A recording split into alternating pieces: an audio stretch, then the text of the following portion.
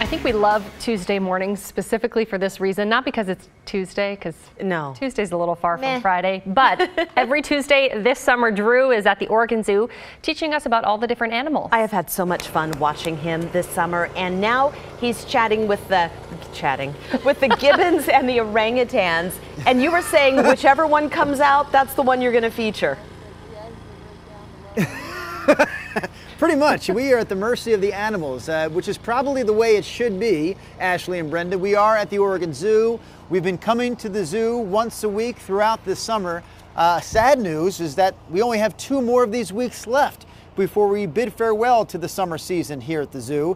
But we are happy to be here this morning because we're checking out the primates. If you were watching in the 5 o'clock hour, you saw us visiting the cotton-top tamarins, very small monkeys, some of the smallest in the world, in fact, and they just had a couple of babies here a few months ago.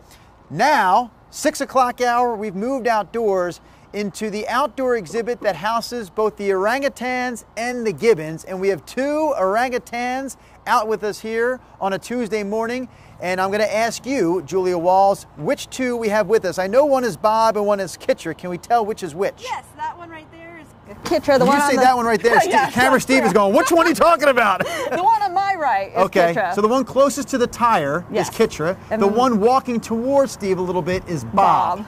All right, and again, the oldest orangutan is the one who has not yet made its way outside, and that is Inji. Inji is 57 now? 57 years old. She's the oldest orang in North America. They say that apes, which orangs and gibbons both are apes, they say apes are very similar to human beings, and perhaps they have the similar characteristic of not wanting to be out and about this early in the morning.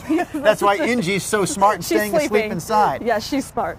Let's talk about this exhibit, though, because we spent so much time last hour talking about how cotton-top tamarins are endangered, and so too are orangutans. And is there a way that our viewers can help this species? Obviously, the zoo is doing their part, but how can people on the outside, so to speak, help with conservation? The biggest thing is to look into using sustainable palm oil.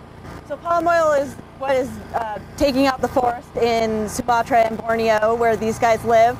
And the biggest thing we can do is take a look at what you're using in your products, your makeup products, and in the grocery store, your food that you're eating contains palm oil.